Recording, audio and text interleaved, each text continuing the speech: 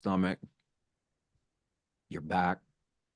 Just kind of systematically relax your body from the top of your head to the bottom of your feet and slow your breathing down. Just make yourself aware of your breathing because it is an involuntary process that the innate intelligence of our body is doing, whether we are conscious of it or not. And so to take your attention and to focus, voluntarily focus on this involuntary process is you saying to your life force, to the source of your life force, quantum field, God, by paying attention to this miracle of your breathing, whether you are awake or asleep, is you acknowledging that you are ready to pay attention to what you are. And the more you prioritize allowing yourself to be aware of what you are, rather than what society has taught us who we think we are, we are integrating every bit of who we think we are into what we are. You can keep your eyes open or closed and really be aware of how it feels to be totally relaxed in your body. So relaxed that your body can almost go to sleep, but that through your conscious participation in this, as your body is resting and you are voluntarily choosing to be aware of the innate intelligence of our bodies, this life force. When we do that, we are totally letting go of who we think we are. And we are letting the integration into what we are to happen easily. It's bridging the conscious and the unconscious.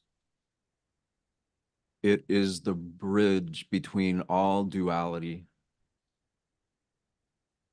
And the beautiful thing is that we are all already unified to this life force that allows us to be here, to perceive reality.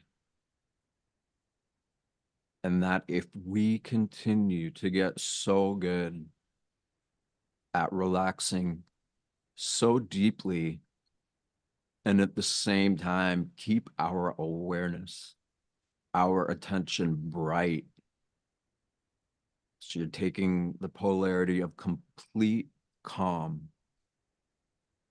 and total bright conscious awareness, and you are integrating the two of that into you. You are allowing yourself to be married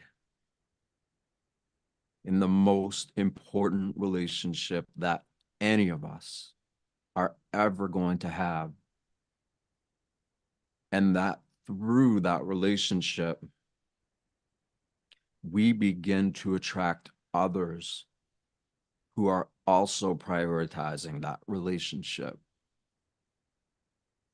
And through this process, we begin to consciously reconnect to this life force we are and all of the institutional influences, all of the mental conditioning, all of the social indoctrination begins to dissipate and go away. because this life force is so much bigger than all the chaos that the patriarchy, that everybody's addiction to greed and consumerism and all of these lower frequencies or states of being that have been normalized, not normal. And by doing this, choosing to make this relationship the priority, and then coming together with others who are also doing the same. This is all of us bringing that initiative to activate the 100th monkey. And in doing so, how many or how few does it take to truly be connected internally and together to really create an entirely new way of being in our bodies and in this world that overlays all the toxicity that most of us aren't interested anymore. And so just allow yourself to be in that place of total relaxation and total bright awareness, as Laura will get us clued into everything that's happening in this physical solar system, this galaxy. And during this time that we spend together, let's bring our best selves. Let's put a smile on our face and feel it reverberate through our entire body, so that together we are choosing to feel happy, to feel faith, trust, inspiration. We are choosing to feel that because we are the ones initiating it. We don't need anybody or anything external of us to do that. We do it by choice alone.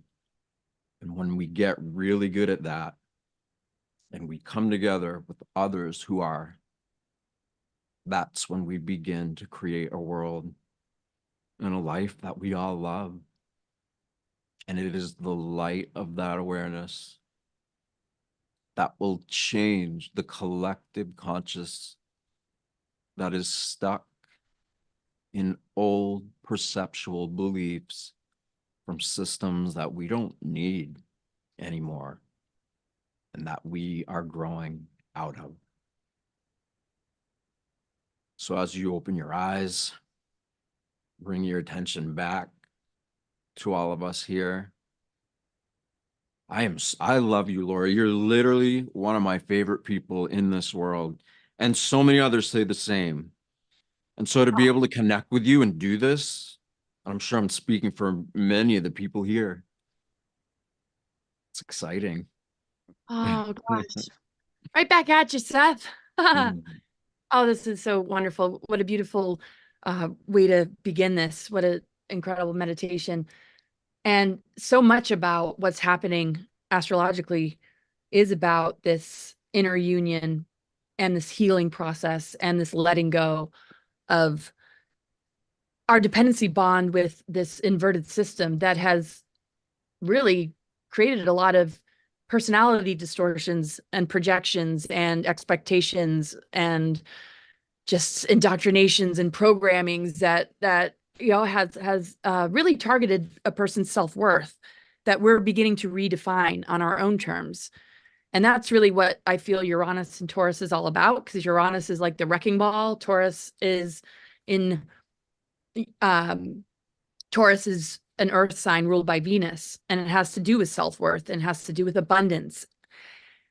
And when we look at abundance and self-worth and the sort of societies that we are raised in, it's very much about the external and what we are given approval of, like how we measure up to a system with our grades, our degrees, our certifications. and all the things that sort of define what it means to be successful or abundant or rich or wealthy, right? Well, Uranus and Taurus is just sort of the wrecking ball asking us, well, wait a second. What about what you value? What do you value? What is your self-worth really all about? Are you really being true to yourself? Right? So there's a lot of shock and upheaval that comes with Uranus kind of energy. And a lot of the breakdowns people are having is, if that sense of identity gets ripped away from you, who are you? What do you have to fall back on? And that's the opportunity with Pluto moving into Aquarius and a lot of the plutonic energies that we've been experiencing, to dive real deep into what does it mean to like really live my truth and have self-worth defined by you manifesting abundance in your life because you're doing what you love, that supports your integrity, your spiritual path, your morals, right? You're not going to compromise yourself for a paycheck because you were taught that if you go down this road, you will make a lot of money, you'll get all the, you'll live that American dream or whatever. And if you don't, yeah, well, you're kind of a loser and you're sort of an outcast. You don't follow the, whatever. So there's all these shakeups happening because the greater cosmic intelligence knows how to repair itself, just like we do when we get injured. The nature of us, our soul, and just creation knows how to repair itself when an injury takes place. So the galactic wars, the exploded planets, the cataclysms that have taken place, and all these things that have put us in this precarious position as a human race who is born with amnesia, is in this system that is knowing how to repair itself, that we are a part of, which is the organic ascension timeline. How we are able to switch on dormant DNA and begin to learn from all of our lifetimes the many important lessons and growth that it takes to really recognize, what we need to clear, overcome, so that we can gain wisdom and self-knowledge and greater clarity and mindfulness, so that we can get back into alignment with true source energy instead of these, false distortions and lower creator gods and imposters that have really kind of duped us out of our divine birthright. So everything that's happening on an astrological level is part of this repair work, and we are linked into it. Absolutely. The planets connect with our organs, our endocrine system, our nervous system, our everything about our physical body, and chakras and consciousness.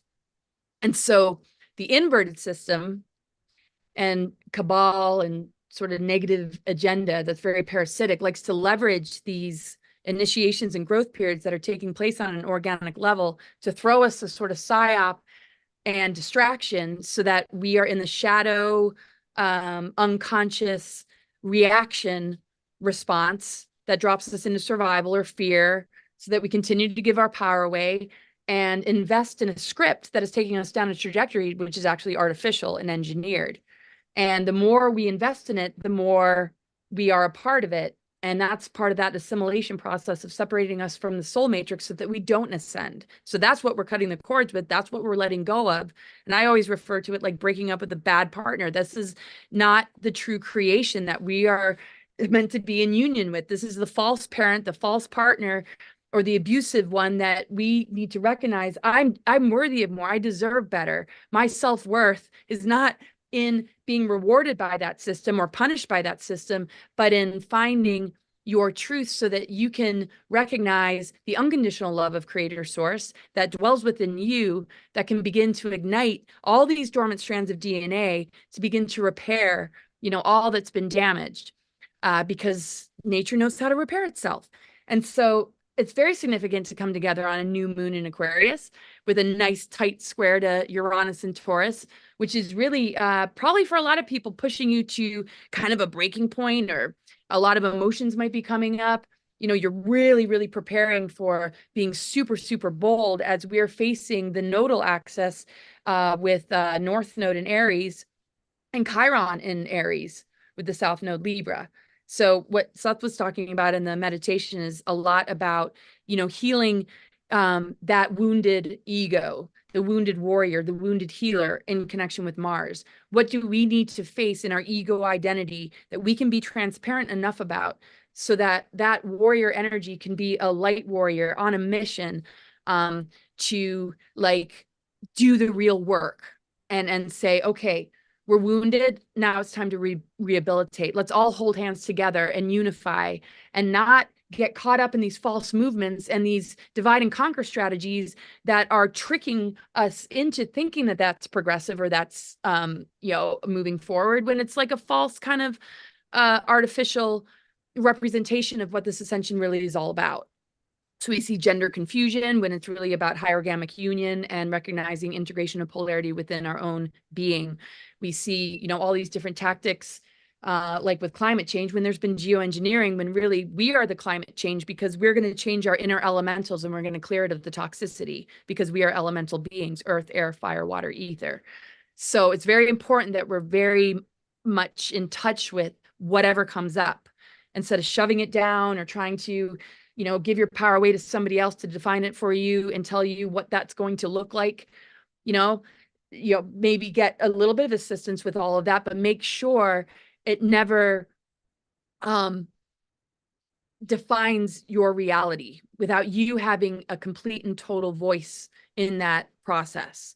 Those are the real people that are here to help, is when they listen to you and help you to get to know yourself better and get more in touch with yourself in the face of any kind of adversity, disease, injury, or challenge. Because that is what challenge is for us to get closer to ourselves, not further away. Those are the ultimate initiations, really, in many ways that show up in our lives. So, the body knows how to signal things to us so that we can get in touch with something that might be trapped, something that might not be resolved.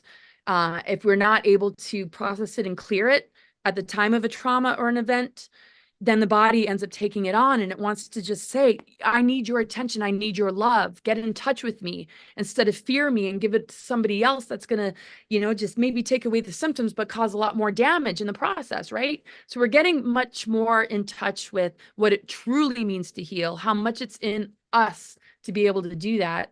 And we all have such a unique journey as far as what, we came in, what families we were born into, what challenges we met along the way. But that is what ends up showing you what your mission is, because when you overcome it, that becomes the blessing and gift that you get to give to others, because you become the triumphant warrior. Because we can only win the war on consciousness within ourselves by not playing into the disempowerment or the reward punishment system, the dependency bond, and all the fear connected to survival, when Mother Earth and everything that we're made of is absolutely abundant. And as we get in touch with all these dormant abilities, we will not need the things that we feel this attachment to, as we notice that it's getting ripped away. We want it to clasp, but at the same time, it's like, where are we left? Like, what do we do? If we don't have that page, or we have to leave that job, or we have to move on. And I think Seth and our life experience really showed when everything was taken away from us. And I know a lot of you have had similar experiences. It's all about your mindset. I remember being on the side of the road, living out of a vehicle with my kids, no money. Like, how am I going to survive? I could be in survival and be a victim, or I can recognize that I'm an abundant being and I can manifest and create. And as long as I can keep my frequency above survival and poverty consciousness or victimhood, I will be able to manifest synchronicities and see a divine flow and magic that actually supports me and my deeper calling. And that falling apart and not working out was a blessing. And so thank God, because that is me making agreement with myself that I'm no longer willing to participate or be in a dependency bond, and I can, survive. And of course, the wilderness training helped too. But we have everything we could possibly need, and the most beautiful part of it is we have each other. So when we feel that day come where we're just like, oh, having a really hard time, because I still have them, even I don't care what my survival skills are, I still have them, and I'm sure you guys do too. That we all can be real with each other and just, be that shoulder to cry on, and be that person, you can feel safety with, so that we can be transparent and realize that Chiron, the wounded healer, is connected with the Ophiuchus and the ether element. And ever since the sun started to move through the 13th sign of Theicus, this ether energy, this unconditional love of the mother has just been pouring into us to cleanse these toxins, to cleanse us and deprogram us from all this patriarchal programming and imbalance between the masculine and feminine, and all this divide and conquer that the cosmos and the greater intelligence of creation itself is nurturing and supporting, our ascension. And that is the real timeline. Everything else is theater. And it's time to just say enough already. Enough with the drama, enough with the pain, and enough with the, measuring our life direction with what we're seeing in the world. We don't have to participate in that script because we got a lot of a better one that is true to the divinity and the creative imagination and the dreams and visions that we hold, that we are capable of manifesting, along with Mother Earth, who supports this. And this is what it's all about. This is why we're here, is to collapse that inverted system, to heal the planetary grid network as we're healing this within ourselves, because our DNA and our chakras are connected to the planetary grids and the multidimensional cosmos, and there's no separation. We've only been distracted away from it. That unconditional love is always there. It'll never leave us. So let's just embrace the fact that our divine parents, our true creator, father, mother, and divine child, Christ Sophia, is our DNA template. And let it nurture you, and let it just work its magic by just surrendering and trusting yourself and every event that happens in your life, which is here to upgrade you, not make you more a victim. So being that warrior that can face these challenges is very much the Aries North Node Chiron and South Node Libra, reflecting upon where relationships are out of balance and where we're giving, all that. So I just don't want to, because there's so much to share. And, what are your thoughts? I mean, your meditation really spoke to that. I don't know. You've said it all. Just you've really encapsulated the entirety of what we're doing, really. And so having that, it's interesting because we need an intellectual understanding of it in order to begin to allow the intuitive or instinctual perspective that we have to move to the front. And so we're using language, or we're using words or language or intellect to unlock the intellect. And it's so amazing how that happens. And you did that because as you're speaking, as the things you're saying, I'm feeling exactly what you're giving voice to. And I know others here are as well. And so to have everybody just in agreement together, and we're doing what we've claimed we're going to do, and it's going to get stronger. It's going to get more powerful because everything happening in the world right now, it is that crumbling. And then the only thing we have is that choice. We're going to live in fear and suffering and chaos because it's easy to do that. That's been the script, you could say, of society, is to live in all that stuff so you can be codependent on a bunch of consumer junk that has been destroying our world. I don't want that. I know you don't. So, right? Totally.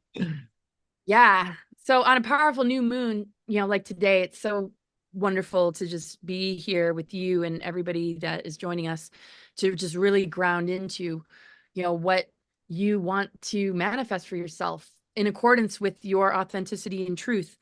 And, there's a lot about what's happening in this year and how it's going into next year as Neptune moves into Aries. It's just going to be, very interesting. Saturn as well. It's just all these shifts are with the wounded Mars element ruling Aries, the North Node Aries with the Chiron in Aries. After really looking at all that and being the warrior that's willing to face the wounds and see them for what they are, and manifest for ourselves the jewels of wisdom that come from the pain, the beauty of what we discover about ourselves when we experience things that are not in alignment with our truth, instead of allowing it to continually to injure us. What is being revealed, that part of ourselves that's just wow, that actually helped me to find, my truth, because I'm not going to take it anymore. So Yeah. things shift into Neptune and the Aries Mars energy is connected to the Neptune, now the ego is integrated with the multidimensional and the creative imagination. Whereas it's very easy for that to be compartmentalized, where the ego is not very connected with that world, right? And with the Saturn Neptune conjunction, Saturn, the reality checks can really begin to make a person feel depressed. Like, I'm trying to manifest my visions and dreams, but it's just not happening because Saturn keeps like, but the thing with Saturn is those are the obstacles and challenges that we gain mastery over. Those are the hurdles that keep hitting us that we might resent or get angry at, but we're learning to leap over it. We're learning to be that spiritual athlete that like gains the strength in the face of it to be able to fly over those challenges, to not take them so personally, to not, be so victimized by it, to the point where we go into the higher level of Saturn, which is all about self-mastery and being like the teacher because you face those adversities. So that is kind of, what we're moving through. So that the Neptune energy can begin to ground in the Saturn law of structure instead of Saturn overpowering it and suppressing it and censoring it and saying those dreams aren't valid, those can't be created, because we're infecting your creative channels with propaganda, indoctrination, false flags, and psyops. And that's where your creative energy is going to go. So that's the struggle right now. And when we don't allow that, and we see that as a trial and tribulation that we are warrior spirits to be able to surmount and overcome, then wow, Saturn's like, okay, I'm welcoming this multidimensional Neptune energy. It can ground it, in the law of structure of Saturn, so that is the anchoring of heaven on earth. Until then, it's a little bit of a, what feels maybe like a power struggle, or, it's just like with Saturn squaring Uranus back in 2021, just the things that are trying to stop these enormous outer planets that are initiatory. Saturn is just like, no, you can't. We're not ready to let you guys go because we need your loosh. We need to feed on you. It's like, no, we are the new Earth energy. We're taking Saturn back. We're healing it. We're dissolving the rings in the Saturn moon matrix, and we're restoring the true divine template, and we're winning over the dark Saturn. And it's in the cosmic intelligence to defeat this. The Sophionic energy and the repair work happening on this planet is victorious. And all we need to do is be present with that and know that we are the conduits of this energy.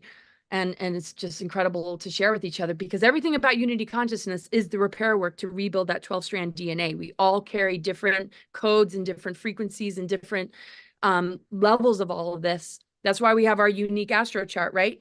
And you begin to like notice that these maps, like, it's like 12 houses, 12 signs, now a 13th one. We are assisting each other. Our diversity is assisting the rebuilding of this template. So diversity and harmony is true oneness. So the more we are authentic and true to ourselves, the more we are participating in being able to unify. And so this new world order, we all have to think the same, is a cop-out.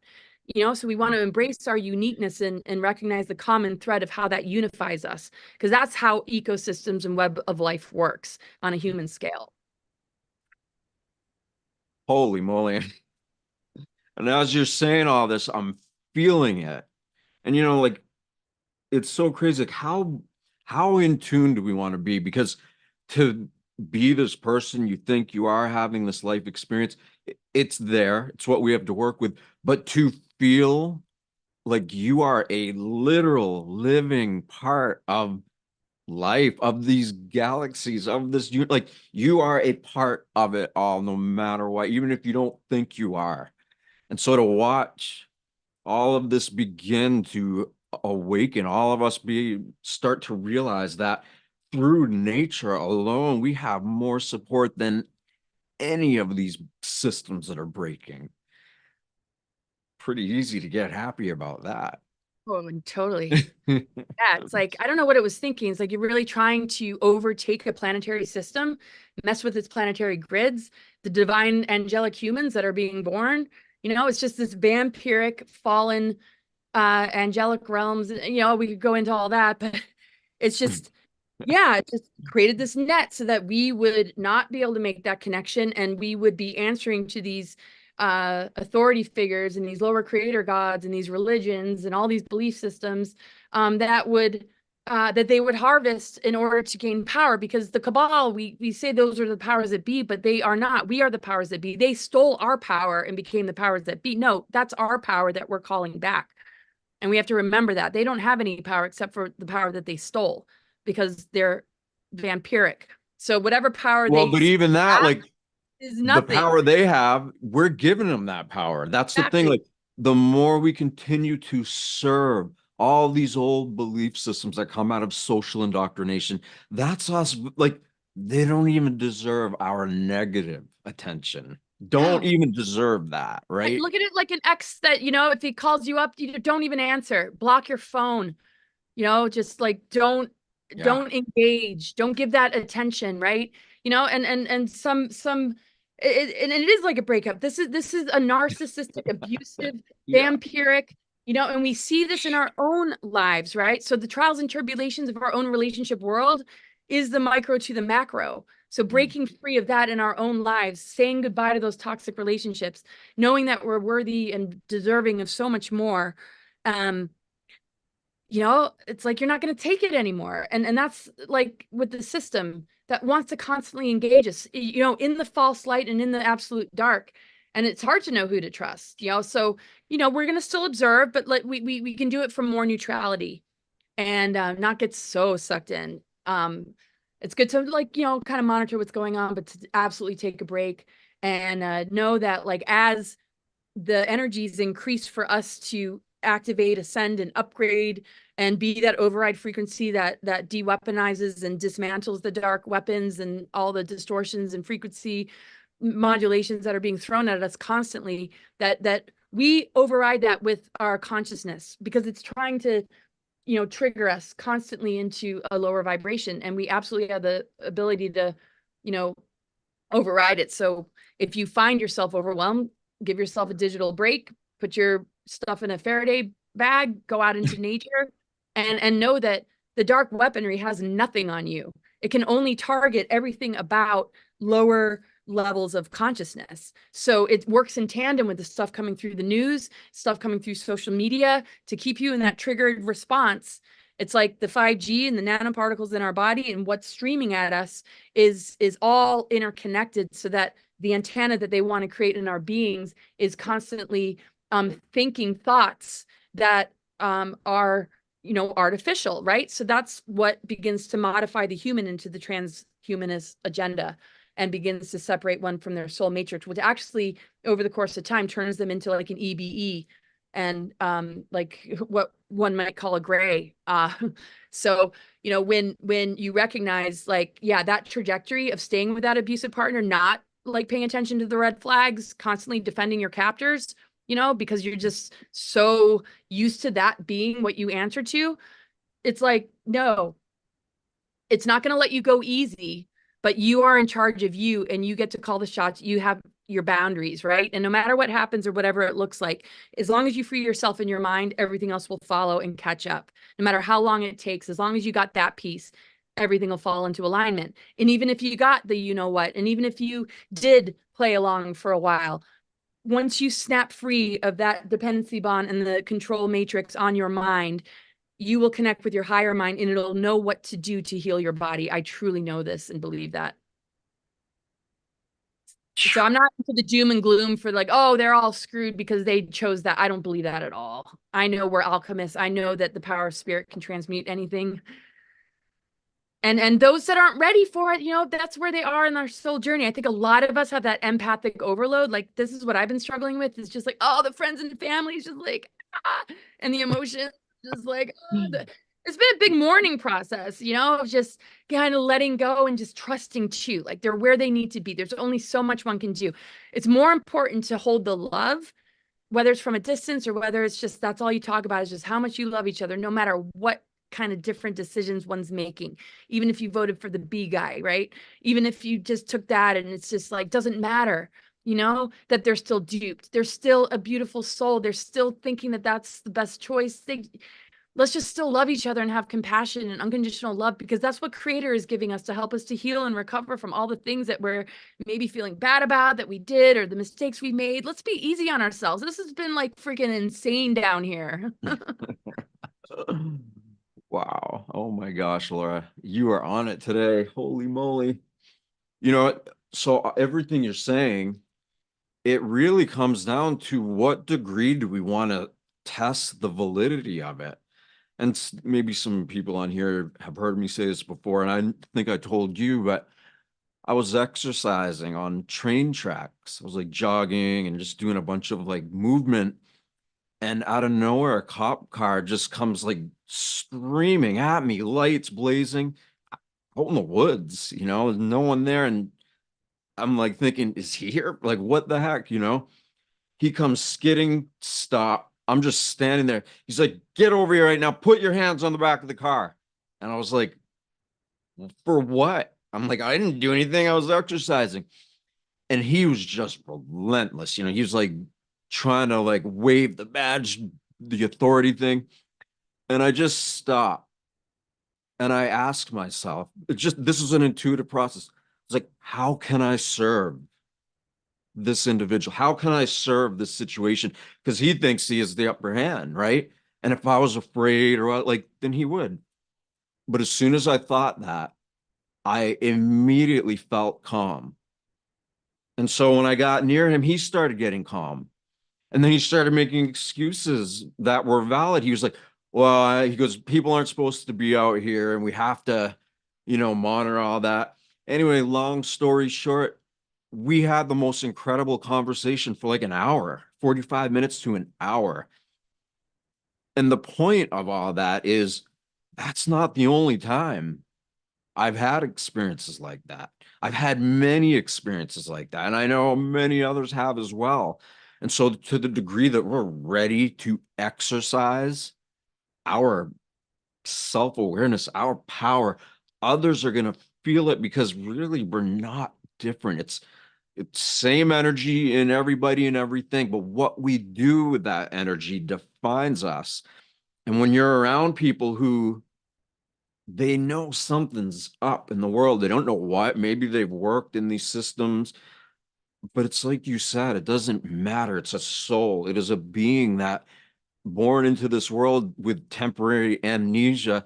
By us holding our peace, by staying in coherence, they feel that. They're influenced by it. And that's amazing. So I know. I know. And then that's the thing with, frequency. It's yeah, obviously contagious. That's yeah, why, yeah. they have these, technologies that, like beam out, these frequencies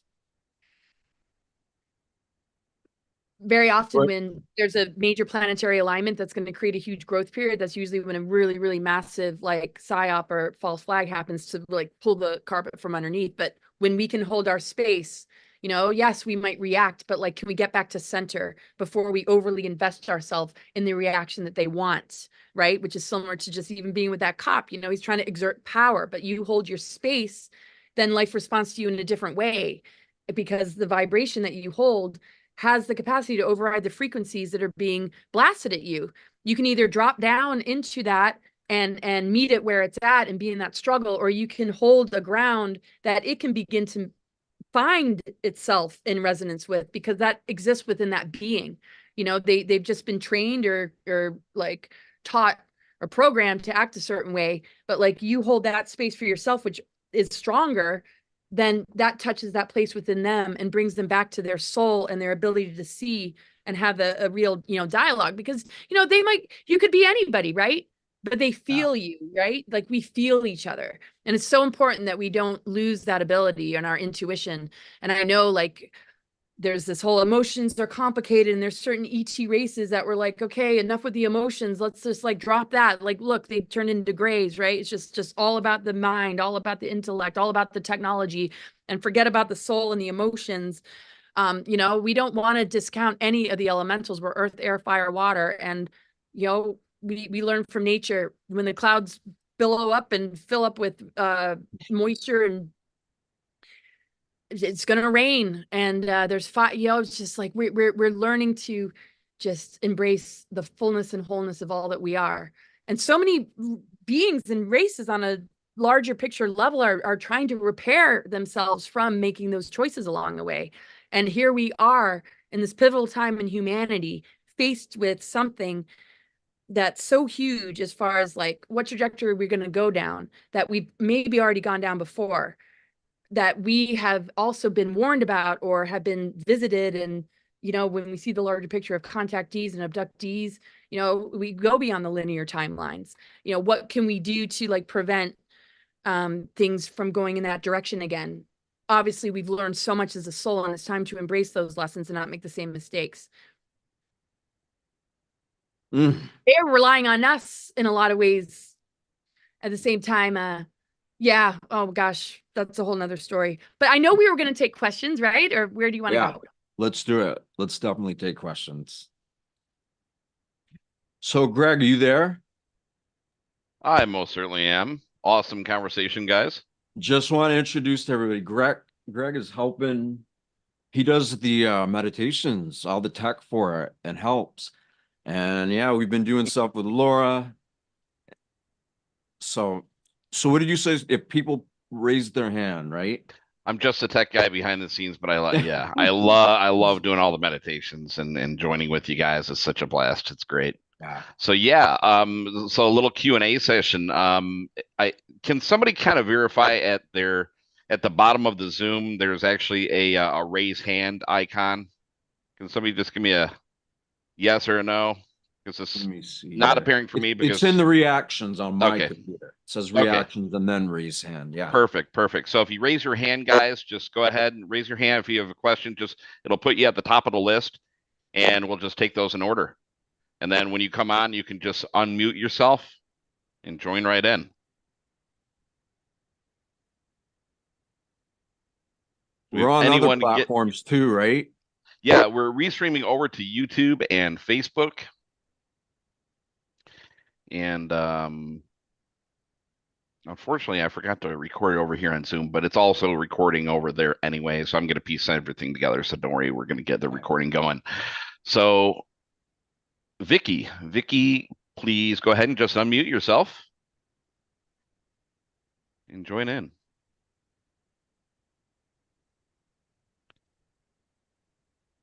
You have to click there you go. Okay. Did I do it? Yes. Welcome. You can hear me. You can hear me. That's great. Wow. I'm so excited to be here and hear and just witness and hear the vibrations because I have been just craving to have a group like with Laura's energy is just it's insane, but I just knew it was going to be attracting like this really big group. I don't know how I knew. And then to see this happening and like feel Seth's meditation right now is nuts because I wrote down this morning almost half of what he just said. So something's happening in the collective where all of this embodied awareness of who we are, what we're standing in, and how that's going to impact the world is happening. Like it's happening in other people around me. It's like I feel like it's multiplying. So I just wanted to share. Yeah, like I got so many chills during that meditation, and I want to just share my joy, but also continue to grow the group and just know or want to know what are other ways that we can get more people involved and you know what are the best ways to help each other, you know, obviously by connecting like on a platform like this, but how like I've noticed what Seth just shared about stopping in that moment and saying how can I be of service, like that, just going to that level with people I never normally would has really changed. So I just wanted to share all that because I just feel really aligned to everything that's coming up today. So thank you everyone involved so much. Oh, thank you so much for feedback. Yeah.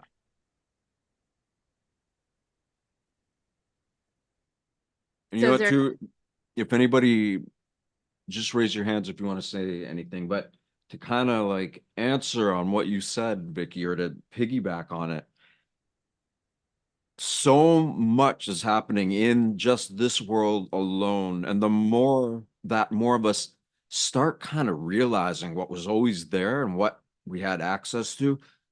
It's kind of like sympathetic resonance, you know, like on a guitar. Hit one string, but those other strings are vibrating with it. And we're kind of like that. Hit a few notes, we hit a few like soul chords or whatever, strings, and then suddenly others around start to do it as well because it's actually what is really going on. You know, like Laura was saying, all the frequency weapons, all that stuff. Yeah, it's big and it's happening and it's here in this world. But you know what? Our connection just to these planets alone are way bigger, way more powerful than all of the artificial crap that's pushed out here. And that's just the solar system. What if we're in tune with the galaxy? What we are and what is actually happening is so much bigger than all of this artificial stuff that we've been taught to prioritize because nobody taught us to prioritize knowing ourselves as what we really are. But that's changing now. So just want to say that. Yeah. Awesome. I see kind of a big question in the chats about experience astrological confusion. Yeah, it is a bit confusing, right? There's a 13th sign. As far as what I've come to understand, which makes total sense to me, is the sun started to move through the 13th sign in 2010. A lot of people are like, do I need to redo my astro chart because of this 13th sign? But it kind of overlays between Scorpio and Sagittarius. November 30th to December 17th is Ophiuchus time. Now, the Vedic and the Western, you know, people have their preference. I tend to do Western, you know, readings. So yes, in a Western chart, it would say that the new moon is, you know, Capricorn. You just have to just follow your own intuition. What do you feel drawn to? I feel the Western is sort of like what we're kind of dealing with on a human scale, with a lot of the Gregorian, just like what are we? I mean, the systems are different, but they both have, you know, kind of validity. And you can research and look at, you know, what are the differences between the two? Does one override the other? Should you choose one over the other? I say embrace both, and just follow, you know, your intuition. I do reports that are more, you know, Western, but I, you know, understand the Vedic as well. But me personally, my chart, I resonate more with the Western Yeah. interpretation of it when I see myself. I'm so Libra. It's like Vedic would say I'm Virgo. And I guess, you know, absolutely I am too. And I see that this is a different level of my being. You know, it's just sort of like all these systems matter. It's just, you know, it's like, it's sort of like how some people see like a flat earth, or but other people are like, no, it's a sphere. You know, is there really a right or wrong? It's all about like, you know, where is that vibration resonating? So I find value in both. I can see and feel into both, but I define it differently within myself. As far as explaining the difference between the two, we don't have to like go there because anybody can just kind of look that up. But not all systems in Vedic or Western incorporate the 13th sign. This is something that I incorporate because I know there's a 13th sign. So when I read charts, like I know where the degrees are of Ophiuchus.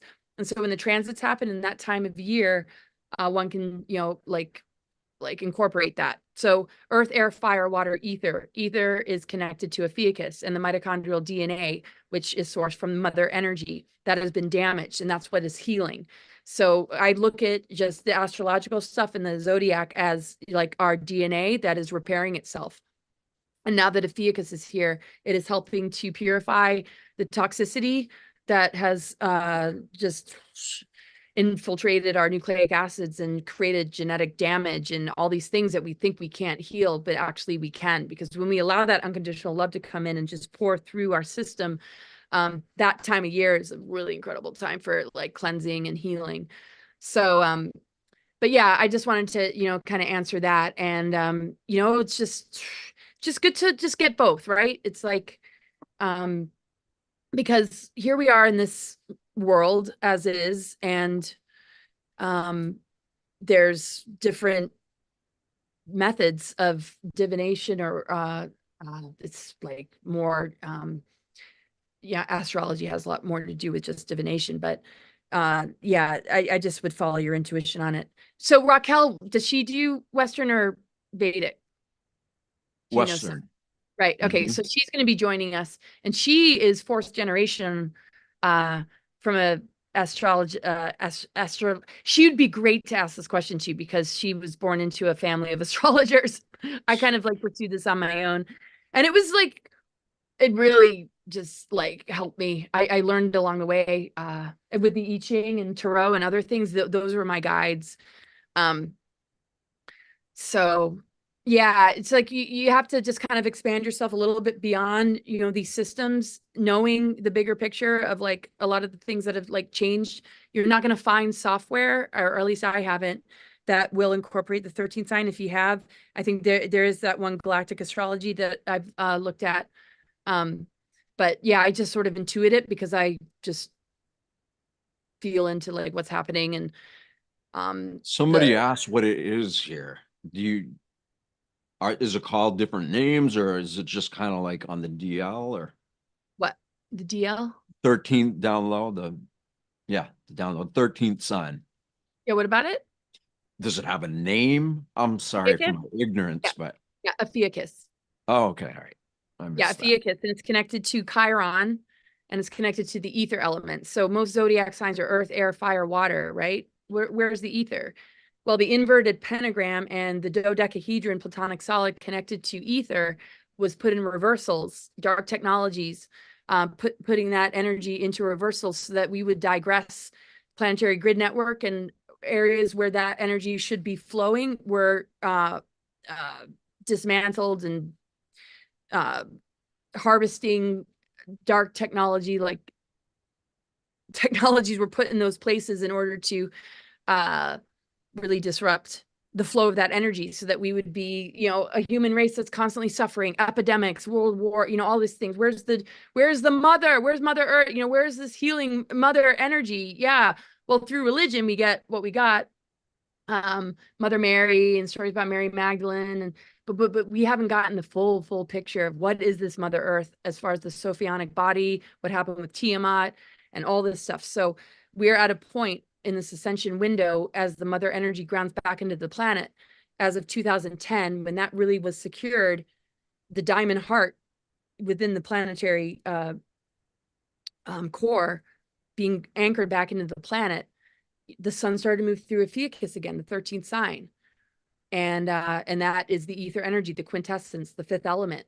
And the Venus transits were the repair work over the course of time to turn that inversion around. So that's like the unconditional love of the mother, the Venus energy with her transits over the course of thousands and thousands of years, repairing itself so that it could be anchored back in the body to turn the reversal, the Baphomet inverted pentagram upright again, so that we can have that ether element and have that penetrate into the other elementals, so that that's how we clear the waters, that's how we clear the earth, that's how we regenerate the earth, that's how we like harness the fire and use the fire correctly, that's how we clear the skies, right?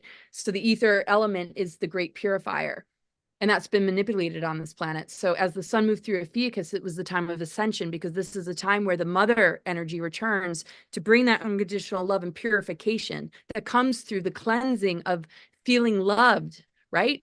What else cleanses us and heals us but unconditional love, and finding places of pain in our body that have been diseased or injured or in pain, and giving it the unconditional love, because that is what clears it, and that's what purifies.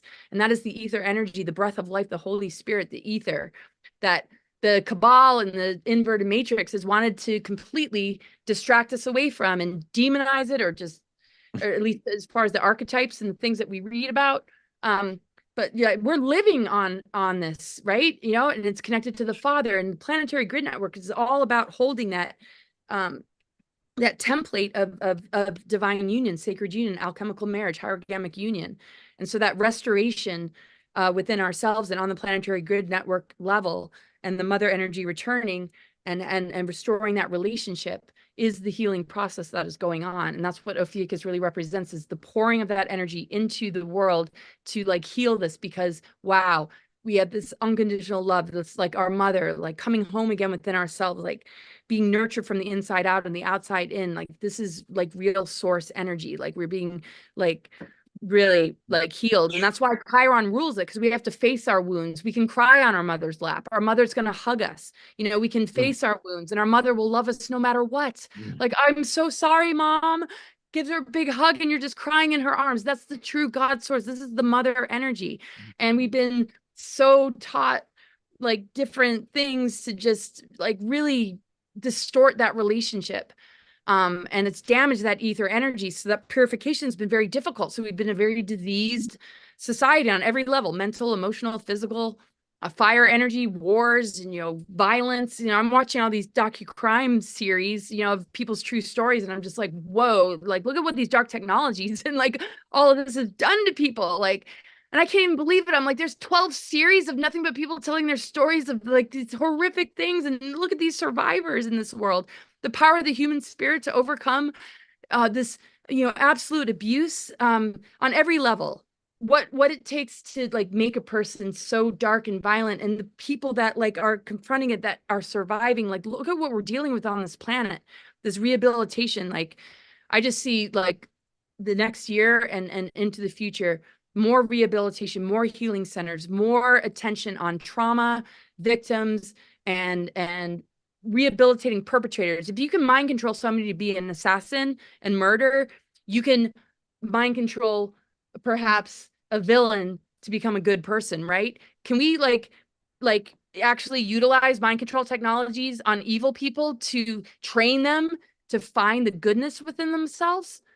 By giving them good imagery, by guiding them with those kind of technologies back into goodness, can we really rehabilitate evil, you know? But if they can take a good person and mind control them into being an assassin, I think we can take somebody who's born as an evil kind of being and maybe like help them to see God again, right? So can we really heal, and not just like this judicial system in jail and you were in prison, right? It's like there has got to be a completely new earth kind of model here. And that's, I think, where we're heading for sure. Oh my God, beautifully said, as always. You know, as you're saying that, I think it's just becoming increasingly obvious that we really are these antennas. We are the most profound scientific instrument in the world, in that these bodies have polarity. They have bioelectromagnetic fields. And when we become, it's really so much of it has to do with our attitude. When we get our attitude aligned with this highly innate intelligence of the body that is doing stuff none of us would know how to do without it, then we start to transmit what it's like, that real connection to life, not to junk food or whatever. When we do that, we are the antenna. We are the ones that are embodying and role modeling reality. And there's plenty for everybody. Like, you know, yeah, but I will say this, it's not comfortable. Like, there's a lot of moments when it's not comfortable, but when you bear with that, when you're just like, okay, I surrender, what does it take? What happens on the other side of you having trust, of you having faith that even though something is uncomfortable, it's teaching you something? And that attitude, that's what makes it all break through, and we become what we always knew we were, these empowered beings in harmony with everything that you were saying. So Hey, so we got another, let's see, Kathy, yeah. you have a question, and then we have Julie. I also have one that was asked over in Facebook that I will relay after Julie. So Kathy, if you could just unmute yourself. Am I unmuted? You sure are. Good. Welcome aboard. Guys. For a while. Yeah, so I guess my question is with which would be with my chart and where this fits in. And thank you for this, because it's so helpful. I am a veterinarian in a rural area, and I struggle with I'm in the trenches, right? You're in the trenches every day. You're with people in their some tough moments. And at the same time, in that presence, I understand I'm hooked into the matrix, right? My salary is dependent on production, right? So it's this messed up system. I totally understand it. My frustration is I'm stuck, right? If I feel stuck, because I'm going like, well, it is still about money in the end. Like they still got you, and you're just like, that's great. And so I feel really stuck and frustrated. Like, okay, I can participate in this, knowing that it's all duped and that it's all messed up, and trusting it's coming to a change, and there will be healing centers. But then I'm faced with, yeah, and then the bank wants your payment for whatever, that's the reality of day in and day out. And I'm getting tired of it, like really tired of it. And so I guess my question is, in my particular chart, what I'm doing right now is working for somebody else, because that is the lesser of the difficulties, right? So versus me ramping up my business, which right now in the system is, I've just wholly given up on trying to do the same thing and waiting for something to change. So then I'm like, am I selling myself out for that paycheck? Is that why I'm doing it? Or is it time to make a change, and just say, but then I'm like, well, how do you get out of the system and still survive, and I guess that's a survival mentality. They got me, right? That's a really tough one. Well, Laura, before you say something, let me say this to you, Kathy, because I was born, I didn't really have anything. I grew up in a poor family. And then as I got older, I started to make a lot of money. And I was so in that system and just like into it, all that tragedy happened. I lost everything. I went to prison for a few years, just total breakdown. And ever since that happened, as soon as I start to worry about money, I stress myself out. But when I'm like, okay, there isn't enough, but I'm totally good with that. I trust life. It always works every time. And so to me, it's like, all right, we're in this system. It is what it is. But the difficulty is that we've been taught to prioritize our addiction to stress because of these money making and crumbling world structures. And as long as we give our stress to it, we are feeding it. But when we trust life, when we can just relax and still do what we're doing, not only do we get through it better, but we have new things happen. And I've put that to the test. I mean, I can't even tell you how many times, if that helps.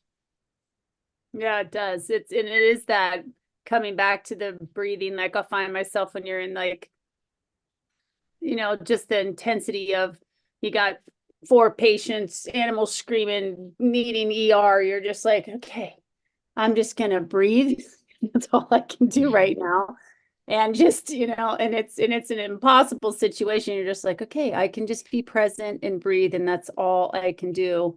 And not beat myself up for, I'm so grateful today's my day off, and I'm like, gosh, I think I can only be in the trenches like 3 days, because it's so intensely to participate that takes a lot of energy, right? And then you're just, and at the end of the day, I'm like, man, that 12-hour shift was just Yeah.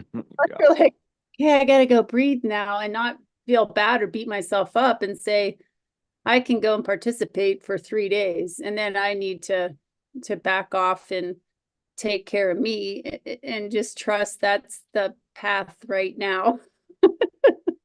To stand that ground and hold that anchor in the crazy trenches. Laura, before you say, I want to keep going. This is why we do the meditations. And in my life, especially when I was incarcerated and I was in there for 3 years, that first year was like the worst part of my life. But because it was all stress all day long. And then at night, they'd come wake you up and basically like mental and emotional torture. They just hold their thumb over you and make you feel defeated. And I just had this crazy idea of like, what would happen if I chose to love life that's in me more than the stress of all these things around me? And what if I started making a habit of, okay, somebody just freaked out and they're yelling and screaming. What if that's my cue, because I set a little reminder to get into coherence, to breathe, to relax, to choose to feel unconditional for love for life in you when everything in around you would suggest otherwise. And so I made all it is this for me, I made a habit of rising above it. And wasn't always easy, it wasn't comfortable, but after a certain point, it just started to be there. And so it's like I worked and I worked, and I did all that internal change. And then all of a sudden it just started happening.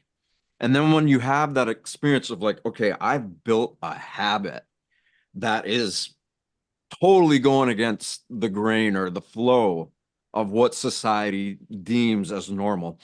When you can love your life force that is doing all these miracles with everything around, trying to suggest otherwise, that's when you become empowered. And when you feel the reward of your efforts occur and happen, new opportunities to be even more in harmony with your life force in the world.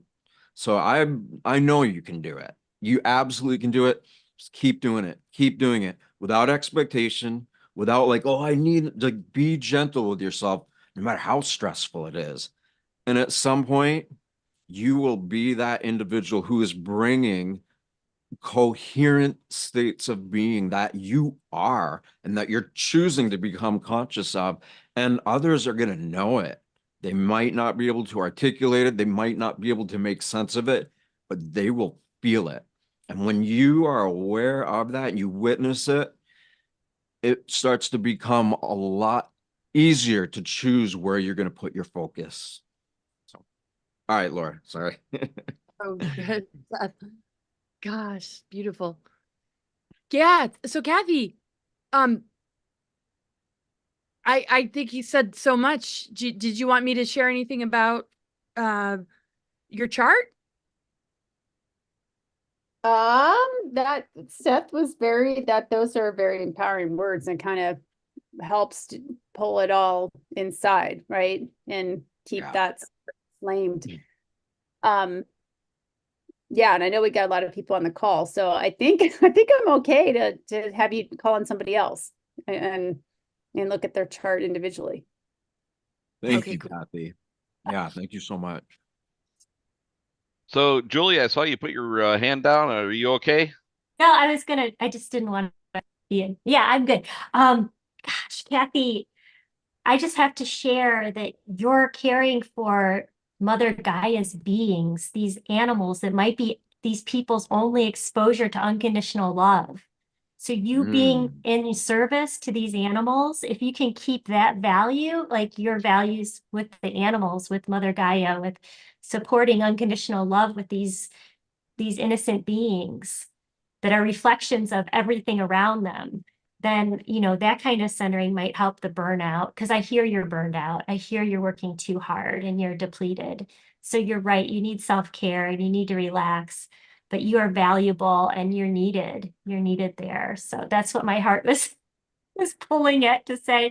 And then one other thing, I was like, you know, I just want to remind people when you're feeling this cleansing, these things are coming from Mother Earth to beg us to face these obstacles, these trials, these things, these scary things that we don't want to face, that we've been spending our whole lives.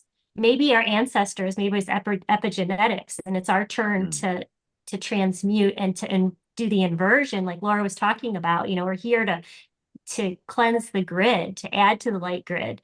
So when you're feeling these challenges, please ask for yourself to support yourself. Like go in and give yourself unconditional love.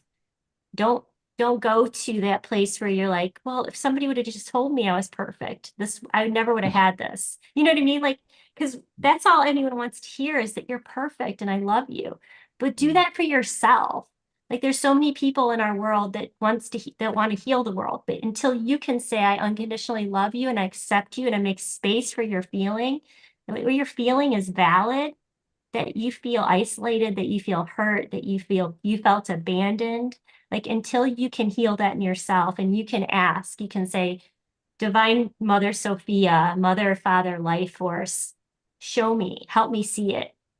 And when you ask, you can get through the pain so much faster. So that's just what I felt like in my heart to share with you guys. Don't forget to ask for help. Great You don't point. have to do this all on your own. And you will get support. Like it will come from the ethers and you will feel it.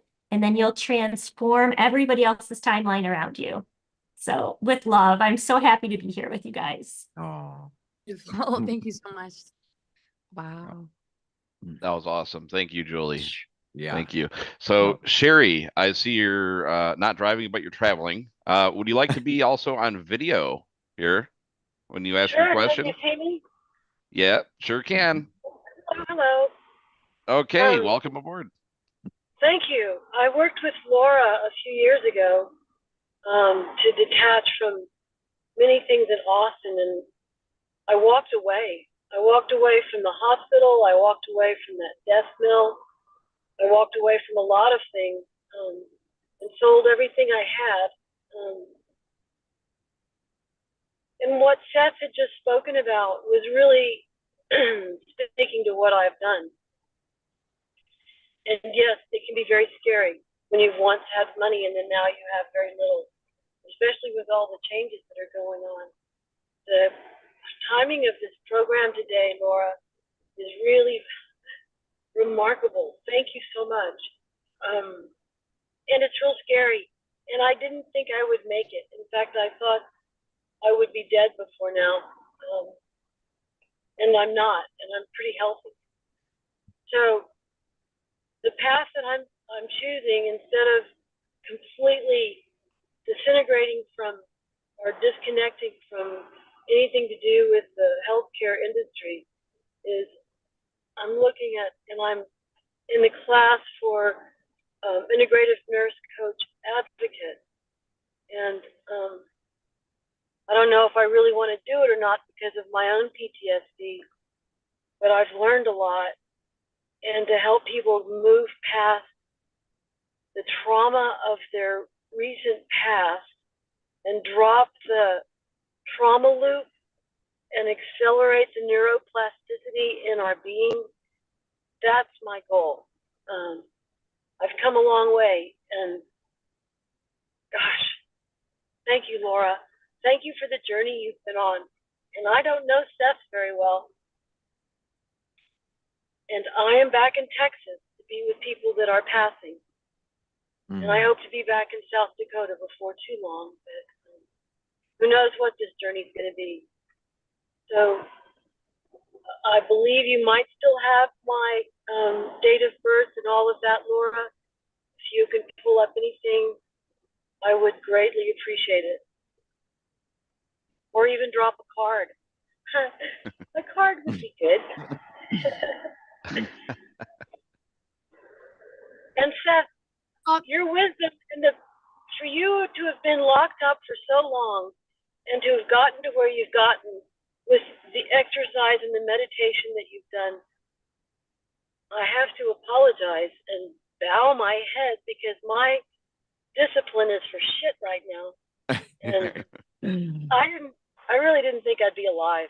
So It's funny you you say for that. I felt the same thing. A lot of the things I was facing, it was like, I'm not going to live through it. Just too much to take. But, like what you did, just keep doing it. You don't need to project all your fears and worries into your future. Just do your best to take your attention. Be aware that there's innate intelligence. And a lot of people have heard me say this a million times, but every one of us have this profound innate intelligence that is running complex systems of our bodies. And just like our breathing, it's going on whether we're aware of it or not. So instead of like embodying or thinking about all these wide, like way out there techniques and belief systems, it's so simple. You just take your awareness, your heart is beating because you can feel it. And the more you synchronize yourself, your attitude with this innate intelligence that is allowing all of us to exist, at some point, it recognizes that you put so much of your attention into it that it's like, okay, here, now you're doing the work, you're getting in tune with what you really are. Let's have who you are. be augmented by that. Let's have who you are be charged by it. So I cool. feel it. Yeah. And I knew it when I was 11 that this would be a special time to be alive. I had no idea it would be listed. Right. Are you 26th of October? Yep, Awesome. Austin, Texas, 1:30 p.m. correct. Actually, it turned out to be 1:18. Oh, But do yes. 1:30, it's fine. It doesn't matter. And what, the year was 55? 55, yeah. So 1:18 p.m. 1:18. And was that Austin, Texas? Sure was. Awesome. Yeah. So what would you like me to look at?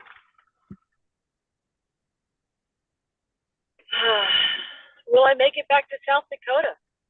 Is that where I'm supposed to be? There's a place in Nebraska that's just remarkable with that geothermal greenhouse. I haven't been to Montana yet.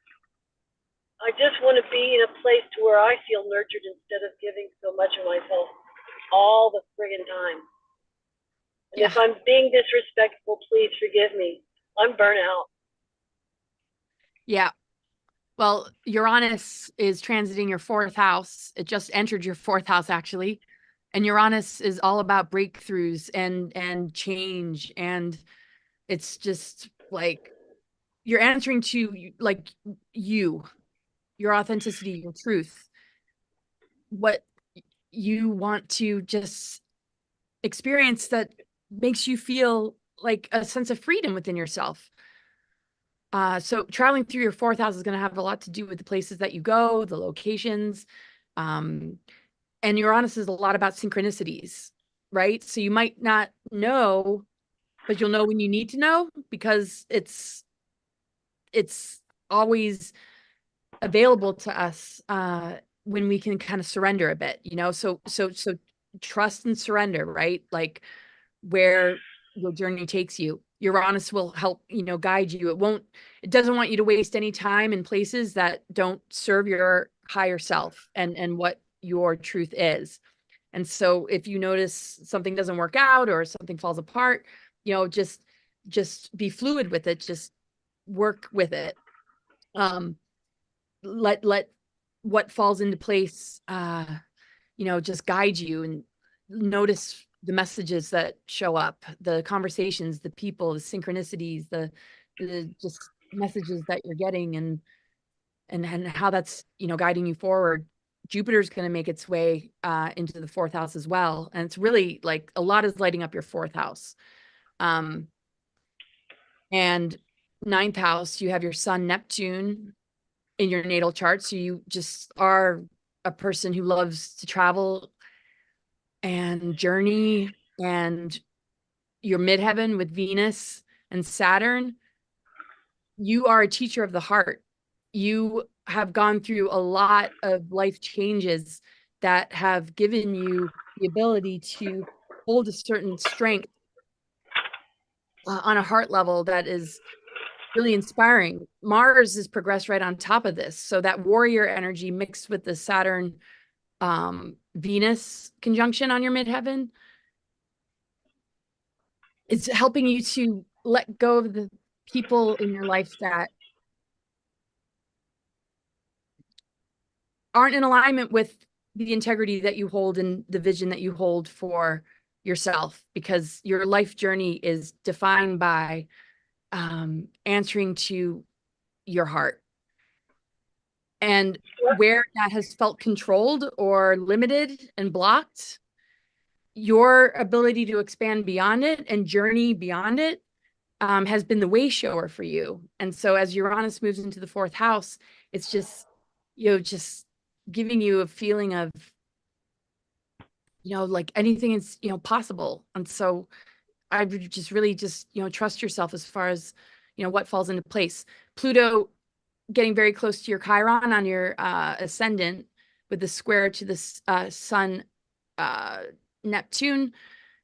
there's a lot of like purging and clearing of the way it looks and how you might feel about it, to like release yourself of any kind of belief systems that would throw you into any kind of like concern or doubt or fear, or there's a massive like purging taking place. And on the other side of it, because the same Pluto that is transiting Chiron hits your natal Mars and Mercury, you've got the power of the mind and manifestation. If you can envision it, it's just like there's a strength in you and a healer in you and a visionary in you that is just like so much more powerful than you can imagine. And the type of people that you will like attract to yourself, Uranus is right on your descendant, and it forms this aspect with Mars, Mercury, with this Pluto moving into Aquarius. I can't tell you, like, there's so much medicine in every moment that is just to be like embraced. And when we're tuned into that, we see that nature is supporting our healing, and everything that we're experiencing is supporting that healing process. When our mindset is in fear and anxiety, we notice things that reinforce it, and you're purging out all of that stuff so that you can only see the things that are supporting you and are taking you to the next level of your journey, that is just like really huge. Like there's a lot about incredible like soul connections, and you're really here as a teacher of the heart, and recovering from something so enormous that your warrior spirit has been able to help you navigate through, and you've set yourself free in order to experience all the blessings that come with answering to yourself and the truth. And now that it's moving to the fourth house, the locations and the places that you go are complementary to this. It's a direct reflection of aspects of your being that is coming to life, so that you can, interact with what you confront from that place of, heart strength and warrior spirit that you hold so strong. It's just incredible. Laura. I don't know if that helped, but Thank you. Yes, that was remarkable. So it just confirms that I'm not a complete fuck up because I walked away from society and sold as much as I could. And I am following my heart. And when I feel suffocated or feel like I'm putting myself back in a prison, I'm disconnecting more often. But it's still really, really lonely, as we all know. I think it's going to be. Go ahead. No, you go ahead. The last 3 years since I first visited with you, this is not who I knew myself to be. And I'm not cruel. In fact, I found the kindness in my heart again. And I keep moving forward, and it's terrifying. And thank you, Seth, for talking to me about following my breath. That's one thing I forgot to do in the ER when it got so bad. And thank you, Laura. You will hear from me again. Sherry, that's why we're doing this, because we're all alone together, you could say, right? Like everybody feels that. But when you realize that you're actually not alone, yeah, maybe we're not in direct connection with one another, but we're doing this. I am only alive because of this, and same with Laura. So for all of us to create, we share so many more similarities than we do differences. And when we really begin to embrace that, that's when the people you're connected to start to become more active in your life. You can do it. Sherry's. Yeah, no, and the fact that Pluto's entering your first house, after traveling through the 12th house, retrograding, now that it's going direct, it's like, it's really, you're going to feel a huge shift. Where the challenges come up, the warrior spirit overrides, and I see a lot of like really strong connections you absolutely aren't alone. And again, yeah, what Seth said, we're alone together, and and we all have each other, and we're just going to continue to gather. Thank you Thank so you much, both. Sherry. Yeah. I Thank give you, you guys Sherry. hugs. Thank you. Big hugs to you. Thank you, Sherry. So Nancy over in Facebook asked this probably a good 10 minutes ago. I think we were on the topic of community and interconnectedness and all those topics, but it's kind of a little bit vague, I think. But what baby steps can I take to step out and start sharing? I think that's kind of addressing the community aspect, right? We're on that topic. What steps to take to start sharing more, building community? I think that's what I think, Nancy, I think that's what you're alluding to. If you're still around, just yay or nay. Yeah, if you want to unmic yourself or Well, unmute. she's over on Facebook. Oh, I'm so just relaying the question. Oh, right. Yeah, just what steps to take, right, Seth? It's just like one foot in front of the other. Just if you hold the vision and you want to make something happen, it's just you go for it, right? You just like, I'm gonna do it, right? Me and Seth talk about some of the tech stuff that we are challenged by. It's just like, I'm gonna learn it, I'm gonna do it, because who else is gonna do it? We just got to do it. Where you want to have a voice. I like the whole kind of metaphor of dancing like nobody's looking. You're doing it because it's fun and you love it. Whoever shows up, great, dance along with me, but I'm not even paying attention because I'm living my truth. I'm singing my song.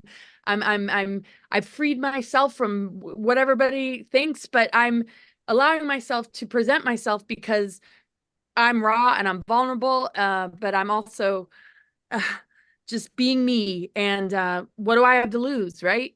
And you'll notice like your tribe, your soul family, and the people that are really aligned with you will show up. And it's so worth it, because this is just a really gift to yourself. It's like self-love. Like, I can be me in the world. I mean, we're done with the school system and just the awkwardness of it all and the cliques and all this kind of stuff. We're on a completely different level as humans. We're here to be soul-centered. We're here to be authentic. We're here to be real. We're here to just express and share, who we are, and, take it or leave it. It's like, just you give this gift to yourself, because it gives other people permission to set themselves free and be themselves. And just put one foot in front of the other. If you need tech help or you just don't know like how to do it, it's getting easier and easier to be able to, create websites and channels. And, I know YouTube is kind of weird, but, it's easy to get a Rumble channel, and you just kind of just start off and like call upon, Seth or I, if you just want to share something that unique to your own mission. Like, all of you, like if there's something that you are ready to launch, a channel or something, like, let's help you get the word out there.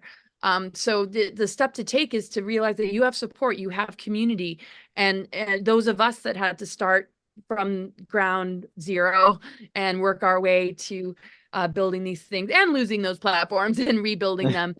Yeah, we can help you along the way as best as we can. So it's really good to just have these dialogues, because I know a lot of people are sitting there just, yeah, you want to take that next step. And maybe it's something in your local community. Like if you're feeling isolated or there's not a lot of like-minded people, well, maybe you're the leader in the community that's going to take the initiative and put something on a bulletin board and say, hey, let's create a gathering. I have all this information that I just found out. Is anybody interested in talking about this? And it's amazing when you take that step. Because I'm not a very, you can tell, like, trained to be a public person. I'm just kind of winging it, right? It's a deeper calling. And how do you really prepare? You just got to go for it. And I know I don't always show up at my best, but I'm happier to show up being the real me than not. And it's just, what do we have to lose? Because the ones that really are all about doing the real work and healing together and just working energy together, are gonna just be a part of it with you. And this is what Seth and I would like to inspire in people. And that's why we're doing this. So it's a perfect kind of question. What are your thoughts, Seth? Same. I could mimic everything you just said. And yeah, like we're here. We are out here. Greg and I do a weekly live meditation every Tuesday night.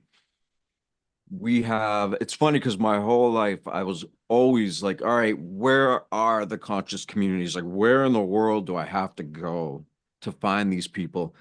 And then everything that happened with, the past few years and the insanity, it created the biggest community I didn't even know was here in the state of Maine, where I live in the middle of the woods. So here, the community that I always wanted to be a part of in a very low populated state, it's here. It happened here. And if it can happen here, it is everywhere. So, like Laura said, maybe you're the leader. Maybe you're the one that's going to start it off.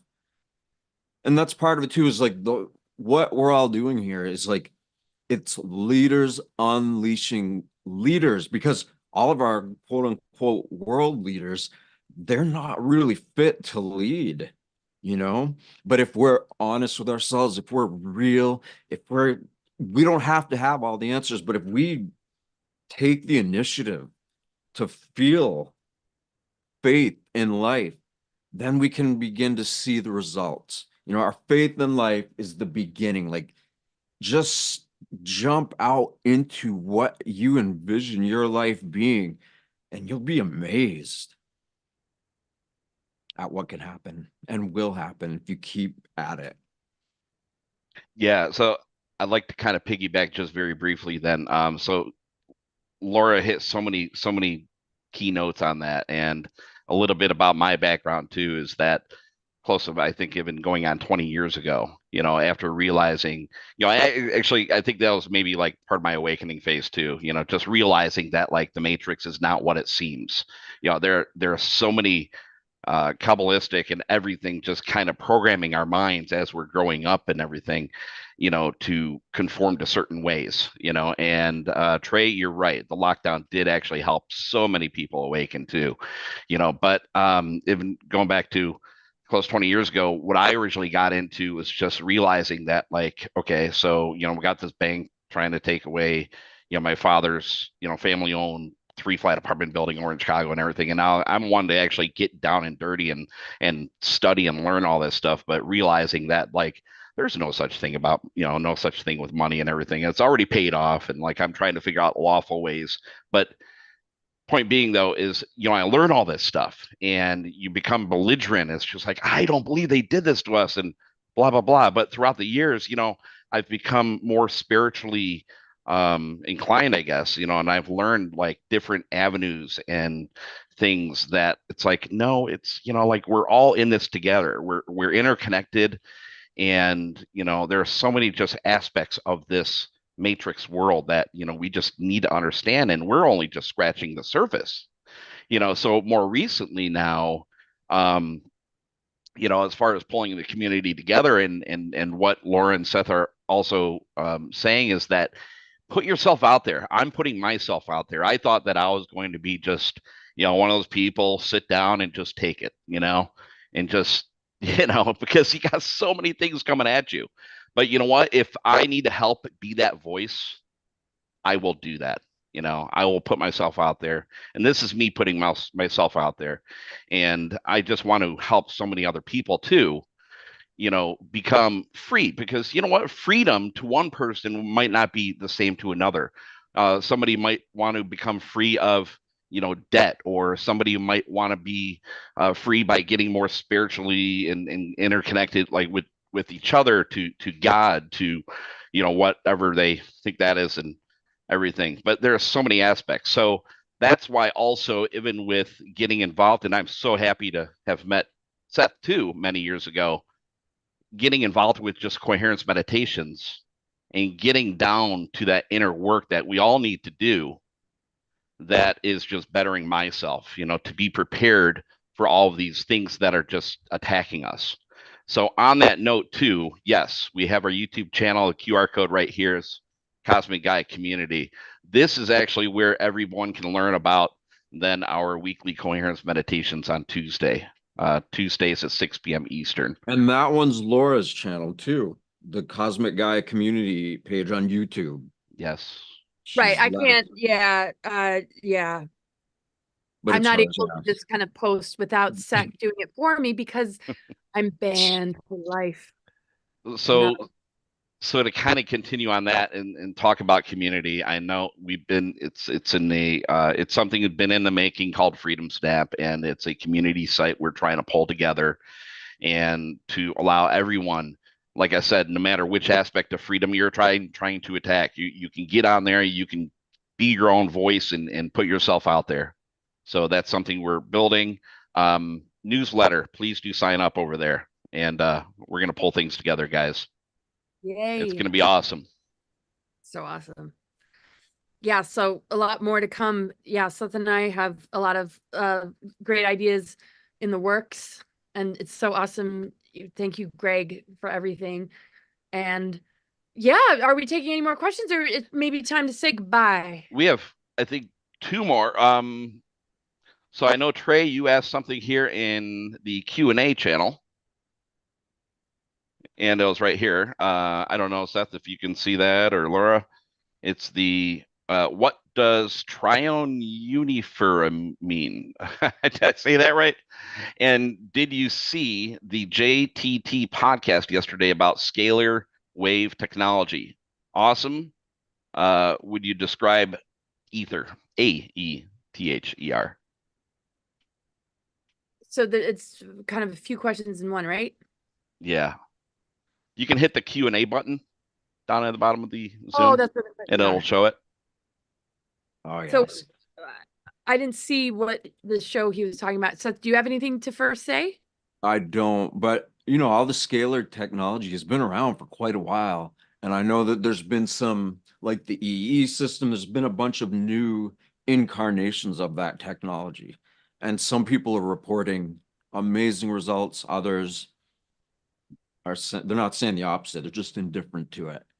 But yeah, all those technologies have the ability to be really helpful. But you know, in my perspective and Laura's, many of us, the most powerful technology you could say there is, the organic technology, is when we become conscious of this energy that's causing the heart to beat, it's causing all these complex systems in our body to function, for thoughts to arise in our mind. And that's all just the organic nature of our, it's like the, how do you say it? It's like the fabric of life itself. And when we get out of our own way and we begin to connect to it internally, that becomes the force that is supported by the biggest forces. And to the degree that you can do that in your life, and then we come together and we encourage that in each other, to me, that's the best technology, if that helps. Yes. So, how do you define ether element? That's Energy, just, right? yeah, ether. There's so much to all of that. Oh man.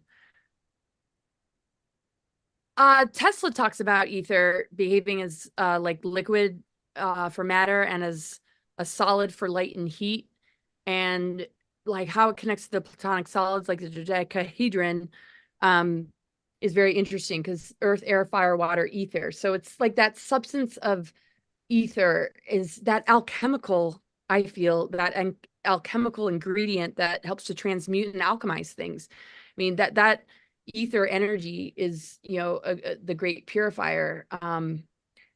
And I feel it's connected to the breath of life, the quintessence, the fifth element, the breath of life. That is this ether energy that is like made of the unconditional love of source energy from 0 point unified field. You know, this comes in and just, you know, how do we heal, right? I mean, what is that force that allows us to recover from injury or disease or accident, and, or to cleanse our emotions? It's like there's something that washes through us and helps us to cleanse when we're connected, right? And there's a lot of good in the medical industry, but you know, the darker aspects though aren't really able to help us to connect into that so well in our healing process. And this is what's being repaired on the planet right now. So, you know, fire, water, and ether, and just like a lot about just like liquid plasmas transmitted by our sun. Just it's an energy that just exists in creation that helps to purify the elementals of earth, air, fire, water, is what I feel. So when we see the pentagram upright and that ether energy is upright, it just Makes has sense. circulation of energy that knows how to clear itself of toxicity, and it knows how to deprogram and like restore things to wholeness and balance and restoration. So the ether energy to me is the alchemical substance of the elemental kingdom. Great description. We've got two more, Lord. JJ has their hand up, and then Maria. JJ, if you can unmute yourself. There you go. Hi. Welcome. Thank you, Greg. Actually, that was kind of the question about Ophiuchus, because I'm right in there on December 2nd, and Trey said she's also a Sagittarian Ophiuchus. Would that affect our reason for being here on the planet? Because I keep wondering, what the hell am I doing? Because I just moved away from where I've been in California for 25 years, and I went away for a year, ran out of money, and I am back in my old apartment in California again. And I'm thinking, there's got to be a reason I'm here. And I'm thinking it's probably helping other people I know get through all this stuff that's happening right now because they have no clue. They're so not awake. So just wondering if that, if you could like confirm that or describe that or maybe argue with me. Oh, confirm. Confirm what? That because I'm Ophiuchus and I'm back where I was before with the same people who aren't awake. Oh, Is that like that was the universe moving me around? Because I didn't want to come back, but I had no money and I can live in my old apartment right now for free. So I'm supported. I'm fully supported here, but I can't figure out why I'm here. well, it'd be Again. interesting to look at the astrocartography of why you're just Oh, what is the energy of that area. that's a good idea. I mean, I love it here, but I was ready to leave because my social interactions were not loving or helpful anymore. So I moved away to try another place with a friend. And like I said, I ended up being, I'm out of money basically. So I'm here to recover, to figure out how to create income streams. But I also feel like there must be a reason I'm here back here with the same people in the same place. Right. Right. So yeah, I don't know if looking at your chart now or maybe working If with you, you. uh, You want me to take a quick look? I would love that if you have time. Just that I thought it was more Great. general with the ether question and the energy question, but yeah, chart would be great. Is that okay, Seth? What's that? Is that okay to just quickly Oh, look? I'm absolutely, of course. Thank you. Thank you. All right. So what's your name? You've read for me before. It's Julie J. Cox. Oh, I J-A-Y. probably have you in here. Okay. Yeah. Sorry. Hold on. Yep.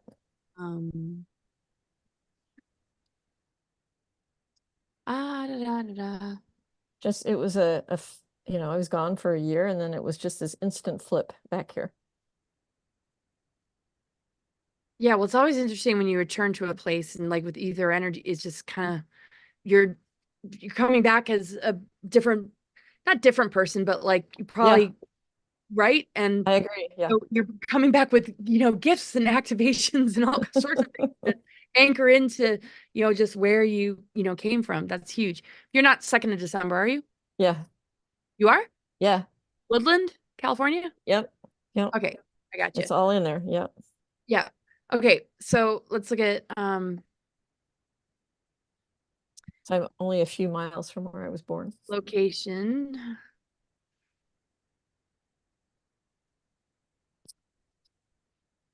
And okay, so what's the exact location? I'm in San Francisco right now. and those questions about just wanting an income stream and like trying to get things moving there, like well, then I have a list of things that I think will work, but it's more about why am I back here? Why did the universe fling me back into this space when I had worked so hard to leave? That feels like the question today. Like, am I here to help people? I mean, I'm obviously helping myself, but in the process, am I helping others also? Yeah, well, Chiron on the MC, which is midheaven, and Uranus on the IC, which is which has to do with foundation and kind of like home and roots. It's just there's something about you being in your truth and you having an incredible healing impact on the people around you, because both Chiron and Uranus on midheaven and IC, whoa, are kind of really close to that San Francisco area.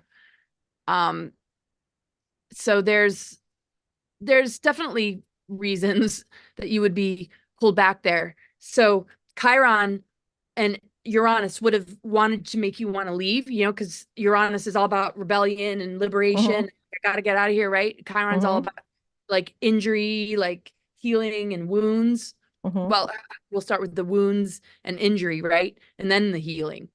So what I'm seeing is like the need to leave, and then like you come back after Uranus has completed its upgrade and awakening to like you being like, this is my truth, this is who I am, because that's what Uranus does. It's the wrecking ball, like, oh gosh, it's crashing all these belief systems or like relationships or jobs, or like this doesn't work or that doesn't work. It's like the wrecking ball, like, so that you are living in accordance to what your higher self wants for you.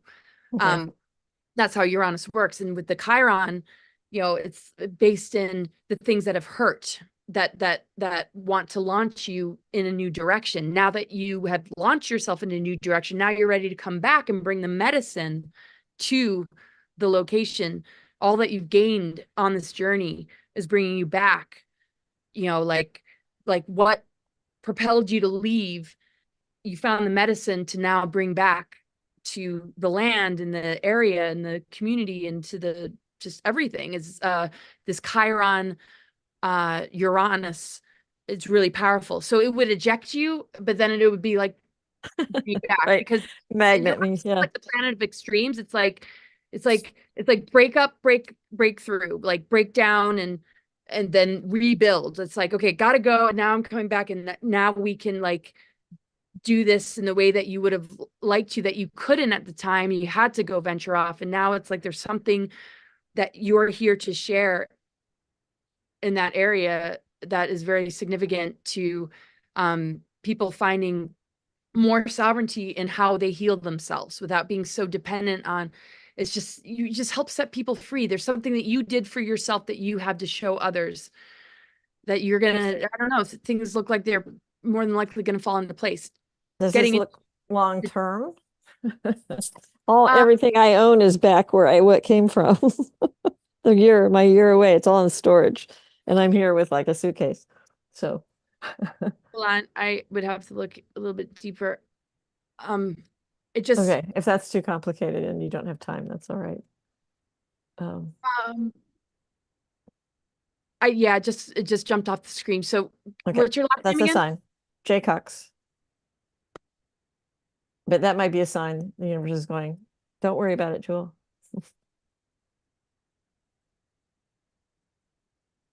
And it was December 2nd.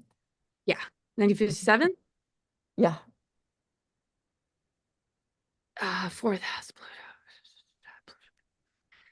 Pluto moving into Aquarius is definitely impacting Venus in your ninth house, which has to do with like travel and adventure, but there's a lot of squared aspects. So this is really lighting up for you a lot on an emotional level, because Chiron is right on top of your natal moon in Aries. That's a lot, but your ascendant progress in Leo with Uranus. That is the line of energy, wow, of this area that you're in. That makes total sense. Just, really trust. Uranus, there's something about a connection or somebody that you might connect with while you're there, that'll begin to anchor and ground things a bit more and make things make a bit of sense. And Okay. it could, Uranus is very free, like it doesn't need to be like long term. It moves when it needs to move because it's guided by the higher self. Like now we need to go over here, right? Oh, good. Um, Okay. So don't worry about that. But there are stabilizing influences though, because your sun Saturn has a harmonious aspect to Uranus on the IC, and your ascendant is progressed right on top of it. So there's some significant reasons, and you're totally in the flow of like synchronicities and like people that come into your life that are like riding that wave with you, and like the ones that don't belong and they're just not worth your while or not are gonna fall away, but Yep. and North Node, you got an amazing North Node with the Mars and Neptune. So that all on its own with your sun progressed with oh my God, we could just do a whole reading. I feel good about why you're there Okay. for sure. There's Thank you. something about what you're bringing back and what it's like coming full circle, and it's doing something very healing, and it's offsetting a lot of stuff that needs to be cleared. Thank you. It's Okay. a very important thing that you came back because it's actually working a lot of energy in that particular part of the world. All right. Thank you so much. Like a natural grid worker. Okay. That must be the Ophiuchus. Yeah. Thank you. Thank you. Thank you. Thank you, Seth. Thank you, Laura. Thank you, Greg. Of course. Thank you, Trey. Thank you. So Laura, you want to do, let's see, Maria has a question. You want to do that and then we'll call it a day? Yeah.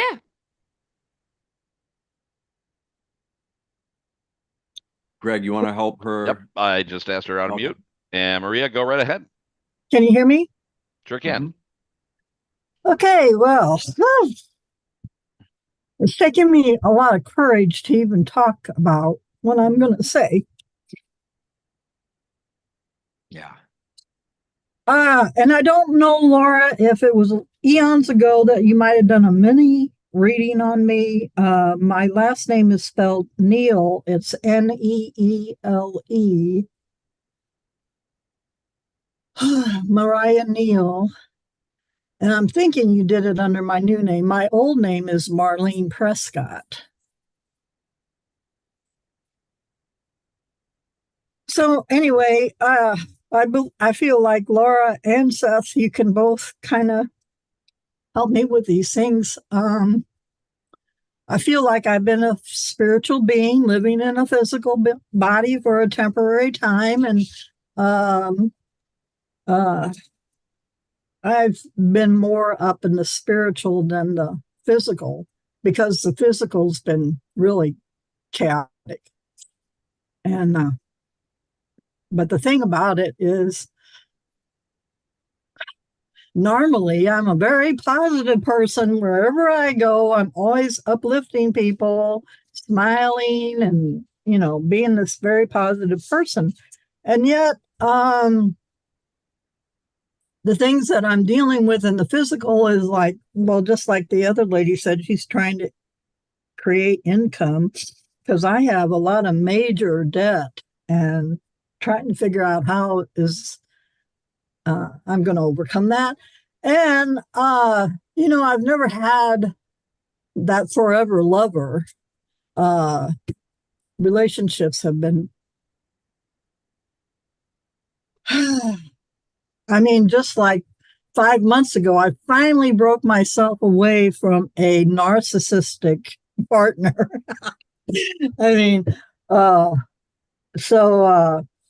Anything that you can tell me to, I feel like, if I was, okay, God says he's going to arrange my life. So I've let my ego go away. My ego doesn't, I just, live. He keeps saying, just do the things that bring me joy, be with the people that make me happy. And,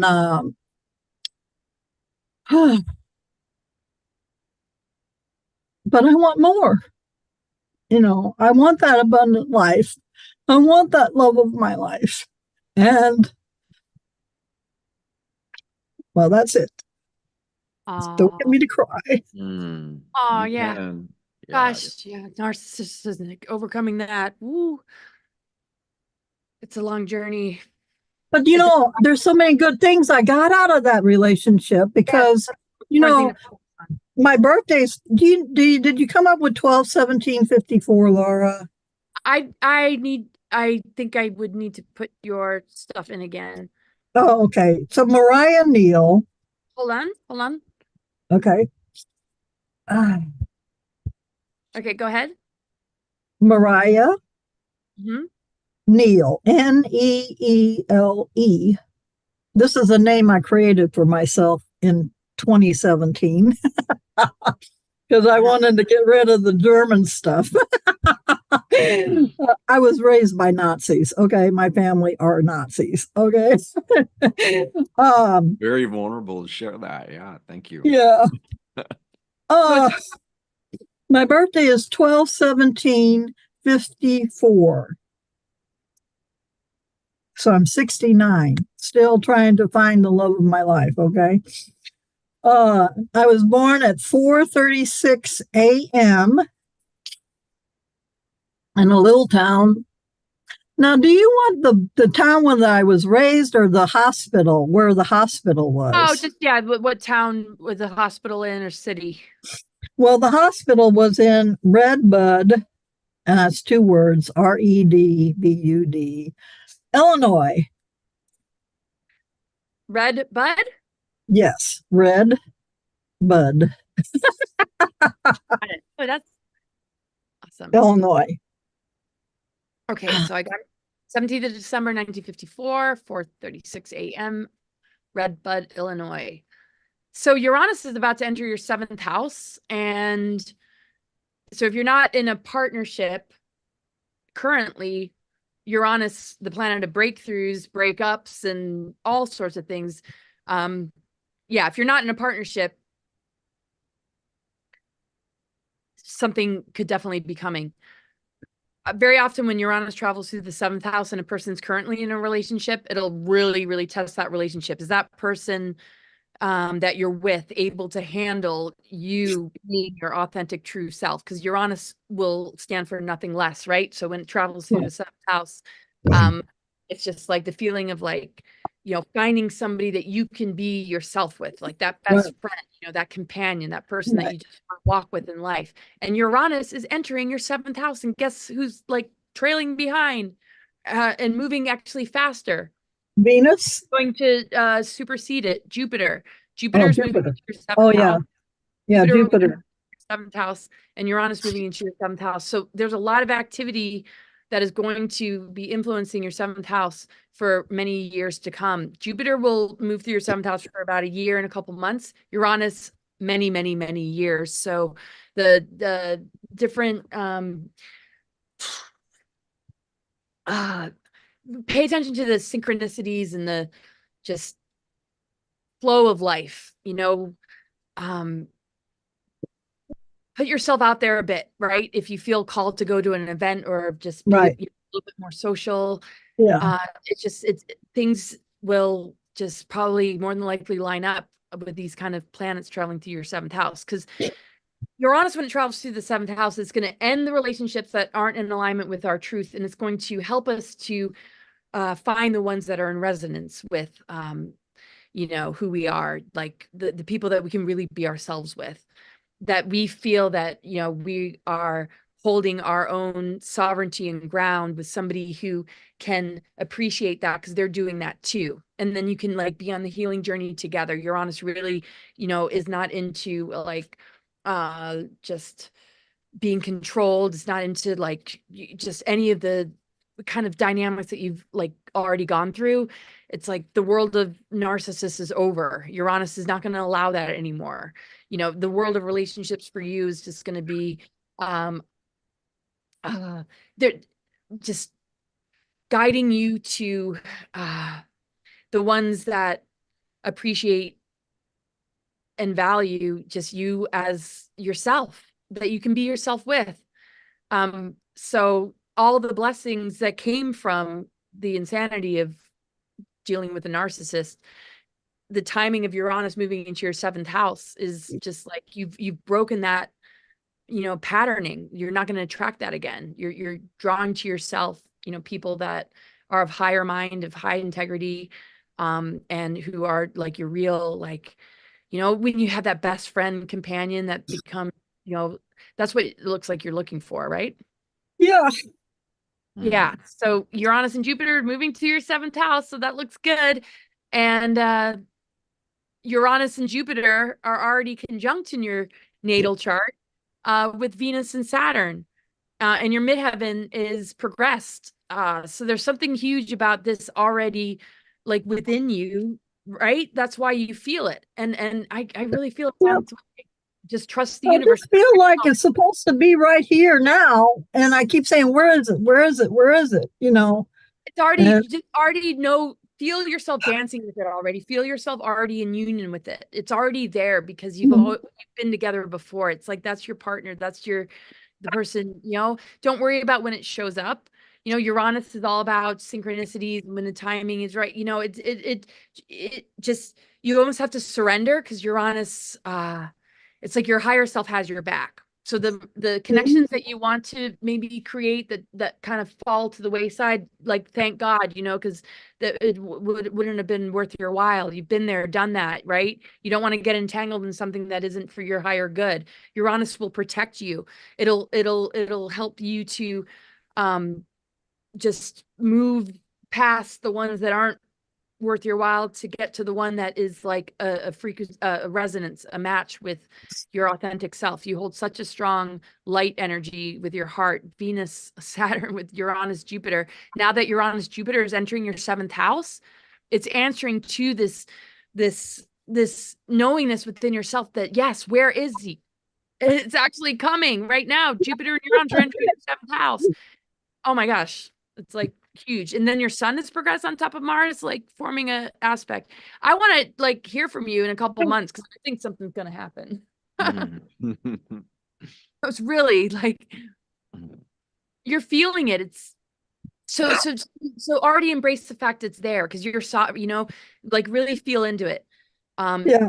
I have been feeling it so much. And it's like, am I in an illusion? Am I just trying to trick myself? It's like, yeah. No, it's and Uranus is just sort of like, wow, some kind of synchronicity will line up now that it is all moving through your seventh house. It's like, and then it's going to be in opposition to your Venus Saturn. It's when you said God has my back or whoever has my back, I don't know if you know any Ascended Masters, but this one Ascended Master, El Moria, I don't know if you know the name El Moria. He's been one of my spiritual guides, let's say, and he has my back. Jesus, he taught me how to have peace and chaos when I was 3 years old. We played marbles on the floor in my bedroom when all hell was breaking loose. So I do have I'm up in the clouds with these guys all the time, and I got energy coming through me and all the way down to Mother Earth and back up again. But it's just the physical world that I know. I hear you. I just want to get the two balanced. It begins within, did you hear the meditation when we opened this up? Were you here for that? And that was great. I mean, yes, I did. That was Honestly, wonderful. Maria, so, we all feel like there's something out there that will complete us. And it is, but for me, I had to feel like it was already there. And that isn't just some idea. It's like I chose to feel complete because I knew I could. I knew, like, just so obvious, right? There's this force in us. The very thing that we think of with love is the heartbeat.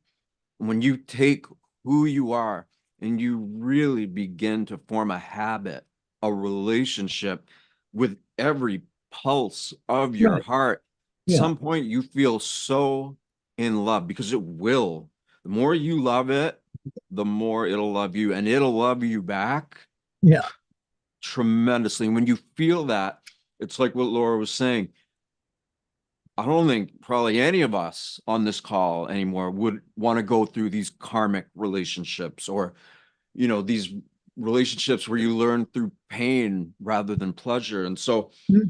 when you choose to feel like that is already there, you're going to attract that naturally, because it's just how it works, I know, and I know this, and it's like, I don't know, for some reason today it was like all of my patience is gone. And maybe it's just this one day my patience is gone. Well, like I was saying, the more you meet opportunities of your own pain or lack of self-worth or the stuff that holds you back, if you put like a reminder of like, okay, when that feeling comes back, I'm going to do the exact opposite of it. Meaning, Yeah. yeah, you feel the loneliness, you feel the pain, you feel all that stuff. What would the opposite of it be like? Right. What is the next octave up from it? Right. And Right. by doing that, it's Yeah. a habit. Yeah. And when you keep doing it, at some point, you realize, like, wow, I'm getting really good at this. Yeah. Because you already are all that stuff. The Yeah. only thing that's preventing you from it is just this brief little time, like Laura said, of coming to this world with amnesia and then reprioritizing it, getting you to move into what you are rather than who you think we are, right? And society has taught us how to be disconnected, how to be Yeah. narcissistic, how to only focus on things that are so limiting, and relationships. Look at the relationships that, we're socially indoctrinated to think matter. And it's not that they don't matter. It's just that there's a way more important relationship that has been happening before we came into this world. It's what's happening when this world leaves, and it's what's happening here now more than anything, but we're not focused on it. And so I know you can do it. You focus on feeling the love and the connection that you want to share with somebody else. And at some point, you're going to attract that. You don't want to attract any less than that because you don't need it unless you want to. But No, I again, want the real deal. that's it. That's it. The real deal comes. Yeah, of course you Oh, do. We all do. That's why, like, we're in it. I'm tired. I'm tired of halfway, partial way, almost there. No, I want the 100% deal. Starts with you. You can do Yeah. it. Yeah. I know. I feel like I give it out all the time because Yeah. I feel if I give, I will receive, because you put out the energy you put out is what you should be getting back. Ask This is, yourself, what would it feel like? Like, really, like, self-inquire. What yeah. would it feel like to have that already? Yeah. Yeah. And I do. When I get in these meditative states, I go there and I imagine, you know, Do because it I love I magic. unconditionally.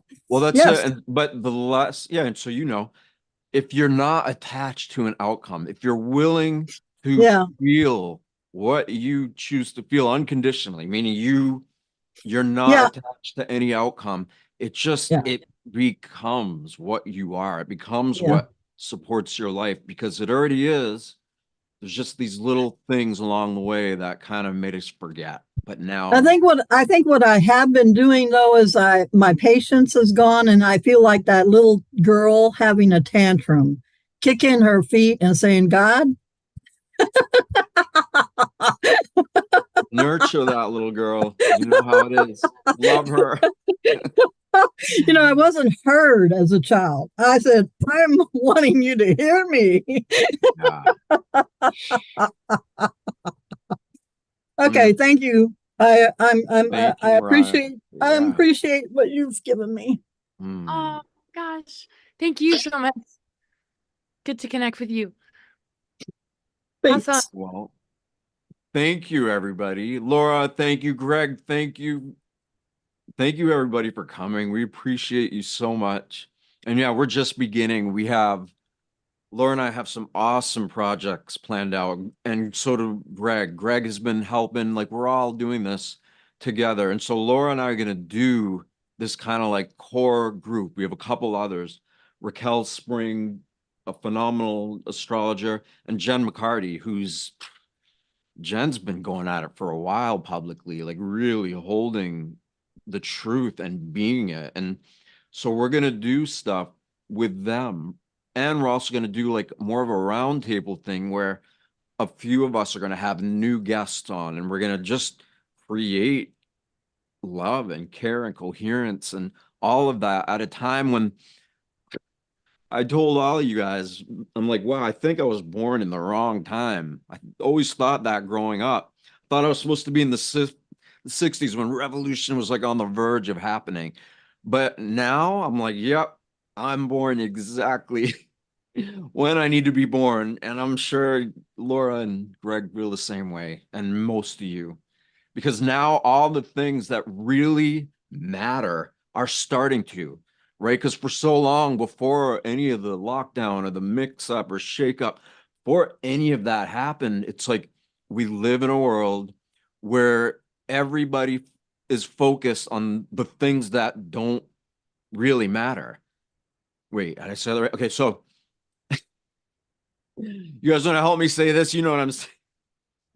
All right, so everybody's focused on what they think matters, but it doesn't really matter.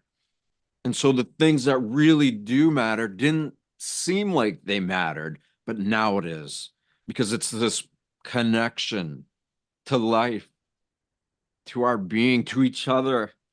So it's beautiful to live in these times and to have that going on. So Right on. Right on, Seth.